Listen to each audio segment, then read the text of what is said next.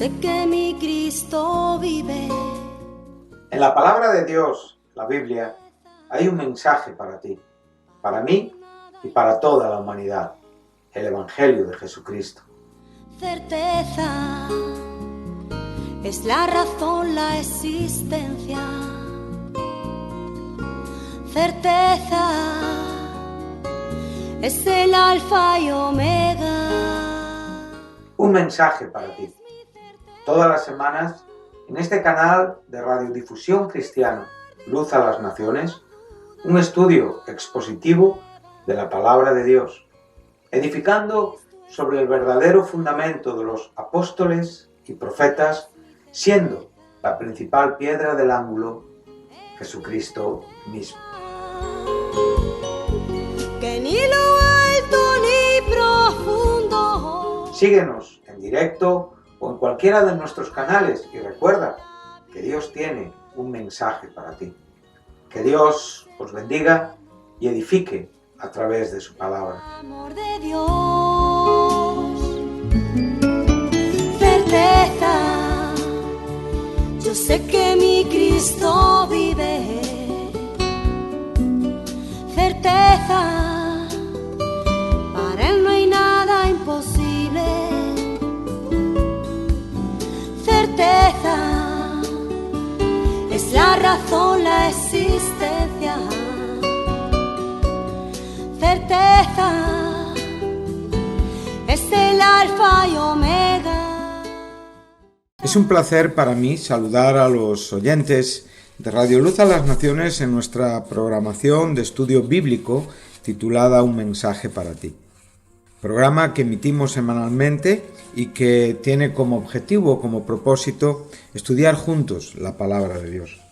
Más concretamente, en estos últimos programas estamos haciendo un estudio expositivo de la primera carta del apóstol Pablo a los Corintios, la primera escrita de las que conocemos como mayores, que son Primera, Segunda de Corintios y Romanos, escrita aproximadamente en el año 58 después de Cristo desde Éfeso por el apóstol en su tercer viaje misionero a una iglesia que fue establecida en el segundo viaje misionero del apóstol, en el tiempo en el que pasó viajando por Grecia desde Atenas hasta Corinto y donde estuvo viviendo aproximadamente, según el registro de Lucas en Hechos, 18 meses. En este tiempo esta iglesia fue fundada. Aproximadamente, ya digo, unos 5 años antes que se escribió esta carta. Hemos podido avanzar hasta el capítulo 3 y hemos podido en el último programa terminar en el versículo 9. Hemos abierto diferentes porciones, subcontextos dentro del contexto que tenemos entre los versículos 1 y 23, que son los que forman la totalidad de este capítulo 3, y primeramente estuvimos explicando el versículo 1 al 4, después el versículo 4 al 9, que es donde concluimos en el último programa, y hoy estaremos entre el versículo 10 al 15. Para recordar un poquitín lo que estuvimos hablando en el último programa, vamos a leer ese contexto. Dice así el apóstol Pablo, él dice: porque diciendo el uno, yo ciertamente soy de Pablo, y el otro, yo soy de Apolos, ¿no sois carnales? Aquí recordamos ya ese variante en el adjetivo carnal, ya con una connotación de apariencia, el cual hacía en una manera deliberada el apóstol para enfatizar el error, el carácter, la conducta y el comportamiento de sus hermanos corintios. Entonces pasó del adjetivo sarkinos al adjetivo sarkikos. Uno significa hecho de carne, el otro significa con apariencia de carne, ya con cierta connotación pecaminosa. Entonces él viene diciendo esto. Después de esto, no sois carnales, y esta conclusión enlaza con el versículo 14, cuando habla de los hombres naturales.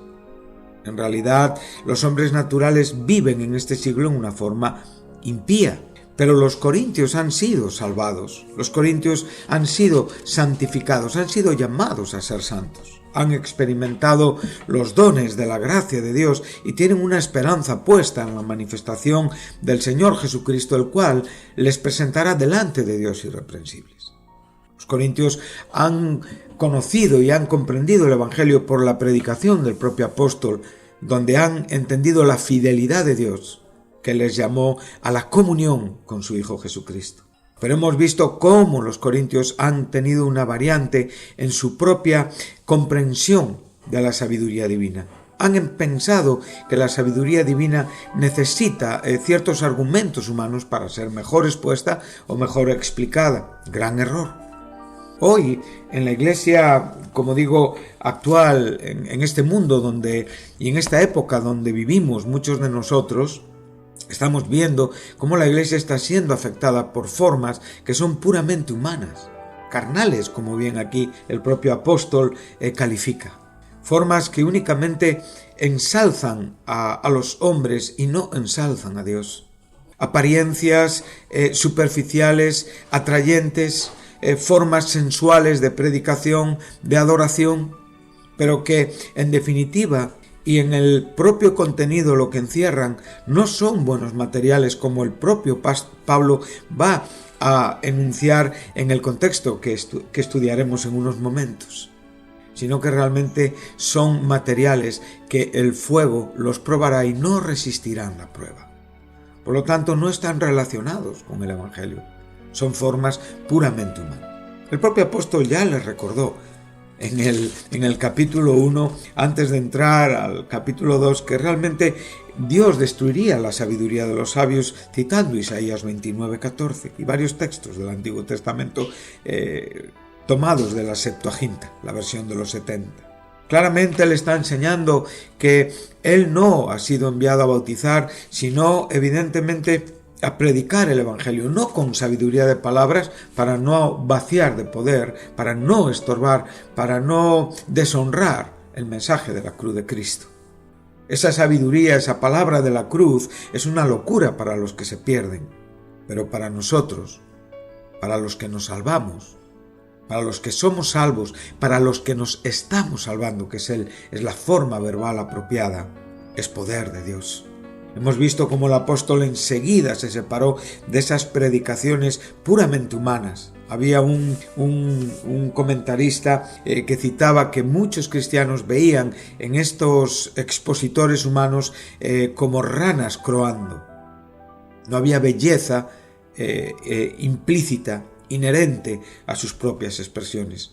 No había más que una aparente sabiduría superficial atrayente, pero vacía de contenido y de poder.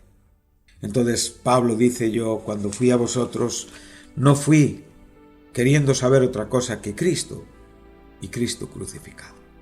Y la predicación no fue evidentemente basada en palabras elocuentes, sino en hechos que fueron la consecuencia de la predicación del verdadero Evangelio. No os persuadí con maneras humanas, sino con una demostración de espíritu y de poder.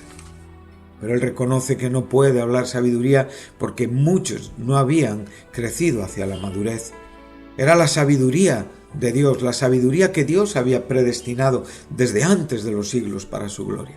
La sabiduría que el mismo Espíritu Santo había dado a conocer, había enseñado, aquel que es designado como el único que puede darnos a conocer a Dios, Dios mismo, revelarnos a Dios, transformarnos y posicionarnos en un mundo como hombres espirituales, capaces de entender y de comprender esta sabiduría y exponerla a otros. Y es aquí cuando, como digo, llegamos al punto donde estamos, al texto, a la porción que es objeto de nuestro estudio. Él ha dejado claro que Pablo y Apolos, que son dos nombres que en cierta manera vienen a recordarnos, ¿no?, a las cuatro facciones causantes de las propias divisiones mencionadas por Pablo: Apolos, Cefas y Cristo en el primer capítulo. Pero aquí lo reduce a Pablo y Apolos, pero para darnos a entender la importancia de la actividad de cada servidor en el cuerpo de Cristo. Él va a aclarar que ellos no son más que servidores, diáconos, hombres que están al servicio de Dios en la iglesia, que la iglesia tiene un dueño y ese es Dios, que ellos sencillamente trabajan y colaboran con Dios, hacen un trabajo en una comunión, como el propio Jesucristo nos enseñó, para que tanto el que siembra como el que siega se gocen juntamente. Y aquí es el que planta y el que riega. Ellos no han hecho otra cosa que ser siervos por medio de los cuales han creído. Cada uno ha hecho su trabajo, pero saben perfectamente que no son nada. Recordamos que la versión Dios habla hoy define muy bien el versículo 5. Dice, a fin de cuentas, ¿qué es Pablo y qué es Apolos? Entonces, como digo, no son más que siervos, colaboradores de Dios. Cada uno recibirá su recompensa de acuerdo a su labor, y ahora pasa a explicar por medio de otra analogía diferente. Acaba de usar una analogía de agricultura y ahora va a hacer un cambio drástico y va a hablarnos de un edificio. Y ese edificio es la iglesia, por supuesto, que es la idea que Pablo tiene en mente en cuanto a lo que la iglesia es, el precio por el cual la iglesia fue ganada y fue manifestada, la predicación que se llevó a cabo en Corinto para que realmente esta iglesia esté presente, y que tenemos que tener cuidado, que estos hermanos tienen que tener cuidado en cómo trabajan, en cómo actúan, como digo, dentro de esta iglesia. Y ahora vamos a leer el texto. Dice así, y voy a leer la versión de las Américas, 1 Corintios capítulo 3, versículos 10 al 15. Dice, conforme a la gracia de Dios que me ha sido dada, yo, como perito arquitecto, puse el fundamento, y otro edifica encima, pero cada uno mire cómo sobreedifica. Estoy leyendo, la revisión del 60. Quería leer la Biblia de las Américas porque en este versículo 10 hay una pequeña variación que sí me parece importante, y ahora sí que la voy a leer. Dice, conforme a la gracia de Dios, hasta aquí es prácticamente igual, que me fue dada, dice, yo como sabio arquitecto puse el fundamento, y otro edifica sobre él, pero cada uno tenga cuidado cómo edifica encima. Aquí vemos que Pablo, en la versión de las Américas, el término que usamos es sabio en vez de perito arquitecto. Sabio arquitecto, lo cual esto nos relaciona con la sabiduría de Dios, o sea, la acción que Pablo lleva a cabo en relación con el edificio, porque aquí está hablando en términos de construcción, está relacionando en una manera clara que él es un arquitecto sabio, porque evidentemente el fundamento que él ha puesto como apóstol es la propia sabiduría de Dios. Ese fundamento que claramente nos va a mostrar y que es, como digo, Jesucristo mismo. Dice así, porque nadie puede poner otro fundamento que el que está puesto, el cual es Jesucristo. Y si sobre este fundamento alguno edificare oro, plata, piedras preciosas, madera, heno, hojarasca, la obra de cada uno se hará manifiesta, porque el día la declarará, pues por el fuego será revelada, y la obra de cada uno cual sea, el fuego la probará. Si permaneciere la obra de alguno que sobreedificó, recibirá recompensa. Si la obra de alguno se quemare, él sufrirá pérdida, si bien él mismo será salvo, aunque así como por fuego. Bueno, hemos visto ya que Pablo en estos términos, sabio, arquitecto, está hablándonos de que él es un constructor que supervisa. Está declarando su propia autoridad como apóstol de los gentiles, llamado por Cristo, como bien nos enseñan los primeros compases de esta epístola, y porque fue el primero en predicar el Evangelio, en establecer esta iglesia en esta ciudad de Corinto.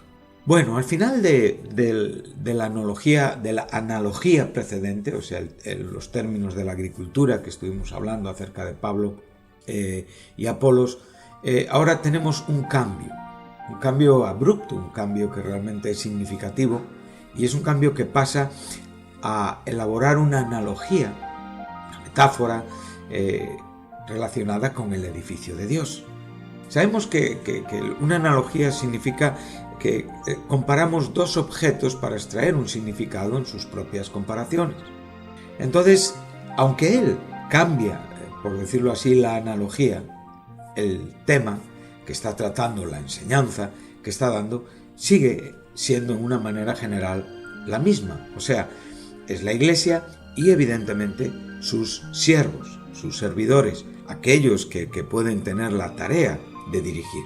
Pero sin embargo, hay un cierto cambio de énfasis. Entonces, recogiendo el versículo 8, donde nos está diciendo, el 8b, recibirá su recompensa conforme a su labor, aquí ya también va a enseñarnos acerca de que habrá una recompensa en la obra que resista, evidentemente, la prueba. Por lo tanto, a él le está interesando dar una advertencia a nosotros, una advertencia, por supuesto, a los inmediatos lectores y receptores y, como digo, a quien Pablo estaba dirigiendo esta carta. Entonces, esta advertencia es a aquellos que actualmente, en el momento, a quien Pablo está escribiendo, están edificando la iglesia. Bueno, el versículo 10 se comienza con la propia imagen. O sea, claramente nos enseña, conforme a la gracia de Dios que me fue dada, yo como sabio arquitecto puse el fundamento y otro edifica sobre él, pero cada uno tenga cuidado cómo edifica. Seguidamente ya nos enseña la advertencia, que es la parte B, que es, pero cada uno mire cómo sobreedifica. Pablo ha regresado de nuevo a su papel y vuelve, como digo, a remarcar el corazón del Evangelio, el fundamento del Evangelio, el asunto principal del Evangelio, es Jesucristo. Eso lo enseña perfectamente en el versículo 11.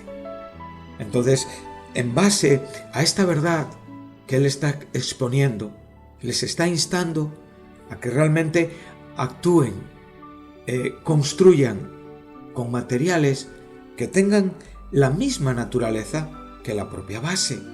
Porque viene un día en que evidentemente estos materiales serán puestos a prueba y habrá una relación entre la propia prueba y la recompensa. Y siempre esa recompensa va a estar determinada con que esos materiales, esos desarrollos, tengan la misma naturaleza que la propia base. Bueno, a mí me llama mucho la atención que lo que es el texto, este versículo, está dominado constantemente por pronombres indefinidos. O sea, realmente esto hace que la dirección, los destinatarios, como digo, sea la propia iglesia en general. Yo entiendo desde el principio que Pablo está escribiendo a la iglesia en general. Sabemos que en la iglesia posiblemente habría personas que estaban comprendiendo correctamente los fundamentos principales, desarrollando una vida de acuerdo, pero eso no significa que no nos haga bien, que no les hiciera bien esta advertencia. Por otro lado, seguro habría personas a quienes esta advertencia era una necesidad inminente, inmediata, necesaria. Pero por eso para mí esta ausencia de pronombres definidos en la propia escritura, como digo, con pronombres indefinidos, está hablándonos evidentemente de la iglesia en general. No está refiriéndose únicamente a Apolos, el cual no se menciona ya en este contexto. Entonces aquí lo que Pablo tiene en mente es lo que está ocurriendo en esta iglesia a quienes Pablo escribió. Y evidentemente los propios detalles también son una consecuencia del propio trabajo de Pablo y Apolos, donde claramente ahora Pablo nos está enseñando que él como un sabio arquitecto, entonces ya Pablo está confrontando como apóstol la iglesia de Corinto. Él ahora ya está determinando, está diferenciando, está contrastando los materiales imperecederos con los materiales perecederos. es algo importante para nuestra reflexión. A veces, como digo, queremos que nuestra forma de predicar o de dirigirnos a la iglesia en ningún momento contradiga, en ningún momento tenga palabras que puedan ser ofensivas, en ningún momento haya una diferenciación, todos somos iguales. A veces hay grandes errores. Claro que todos los creyentes somos iguales en base a unos principios fundamentales. El otro día yo escuchaba una declaración tremendamente apóstata y permítanme por favor que utilice un término tan extremo. Creo que es un término que viene en la Escritura, en el Nuevo Testamento muchas veces, y el propio Pablo también lo usa abundantemente, y que significa abandonar, ¿sí? Como digo, es cuando nuestras conclusiones, cuando nuestras opiniones, cuando nuestras predicaciones a un colectivo que es la Iglesia y que tenemos que entender espiritualmente quién es este colectivo, o quiénes son, este colectivo, que son hombres y mujeres que han sido traídos por la obra de gracia de Dios en Cristo Jesús, en su muerte, en su resurrección. Por lo tanto, no ha sido nuestra gran predicación, no han sido nuestros buenos argumentos, ha sido la gracia de Dios que, como a cada uno de nosotros, nos ha salvado y nos ha introducido a la Iglesia.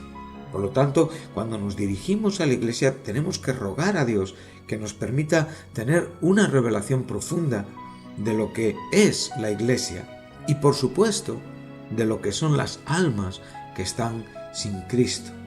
Almas que perecerán, pero en una manera consciente.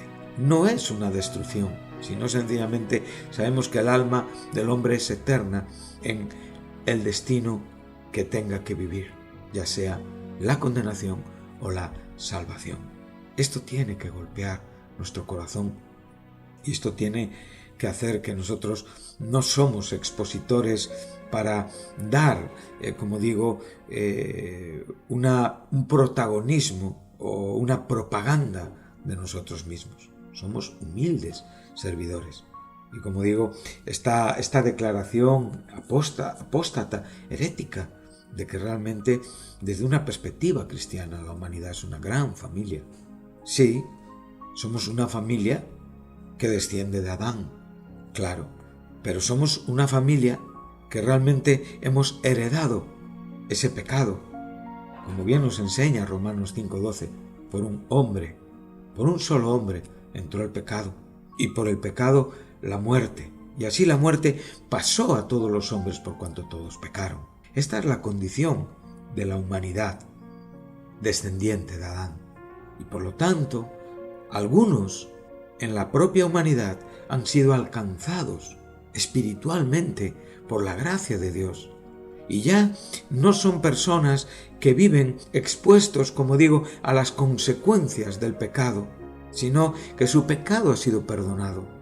Que realmente la muerte ya no tiene una acción de poderosa, aún teniendo que pasar por la muerte física. Ellos son hombres y mujeres regenerados, transformados, por lo cual su destino es la gloria. Y esta es la gran diferencia que hay en la humanidad.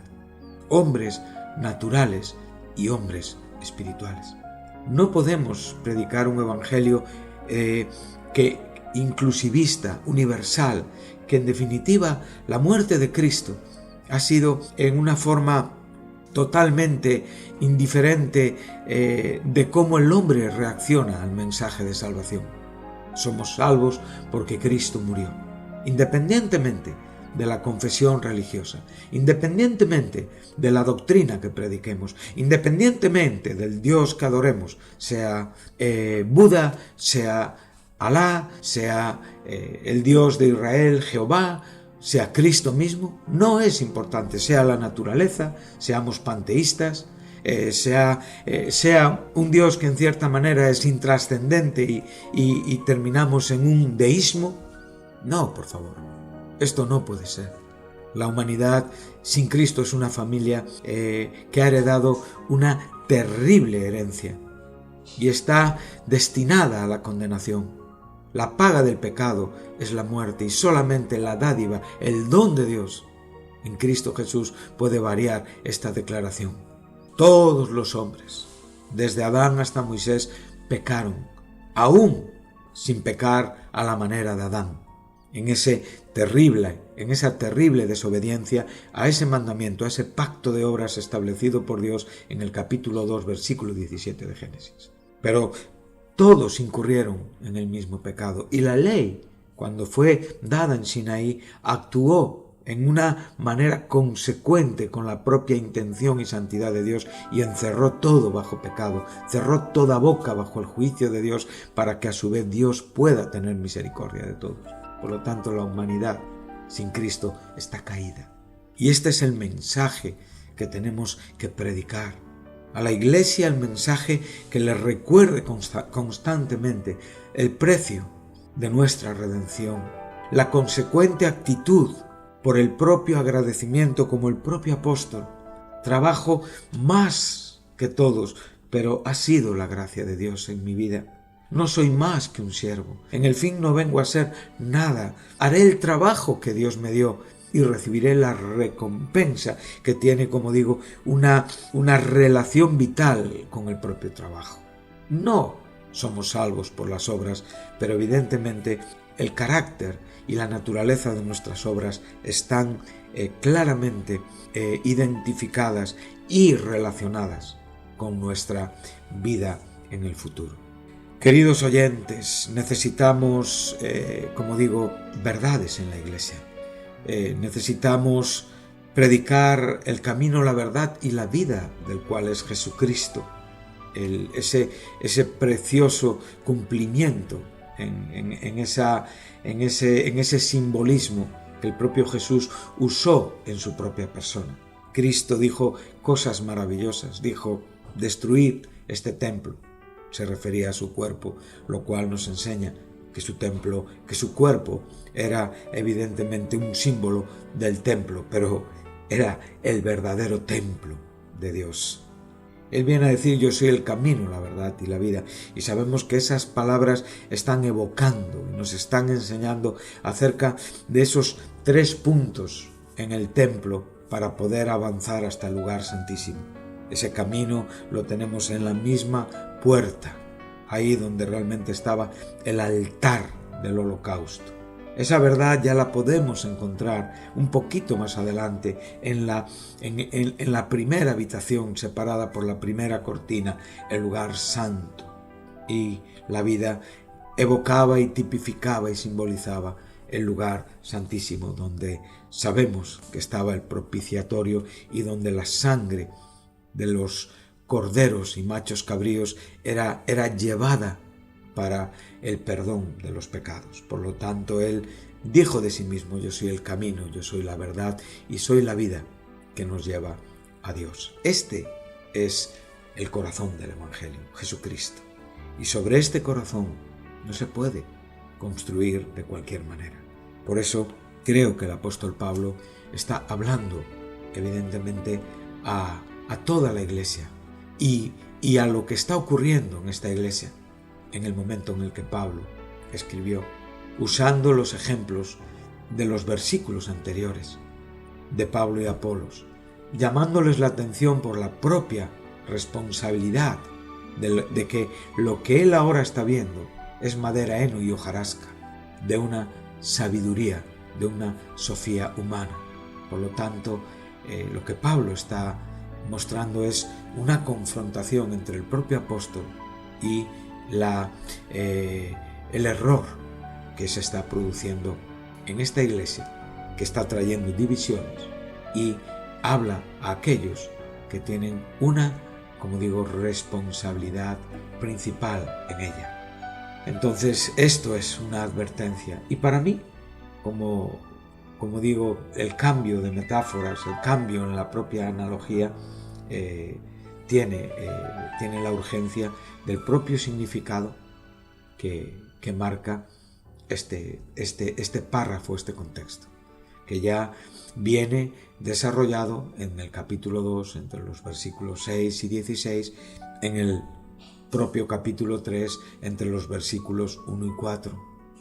Entonces, habla a aquellos que tratan, como digo, de deshacer la Iglesia, mostrando, pues una libertad que casi es libertinaje, y yo edifico mi vida como creo, como quiero, pero aquí está hablando de que nuestra vida debe de ser desarrollada con un afecto santo y con una vida y obra administrativa, con una obra que ministra a otros con la misma naturaleza que el fundamento.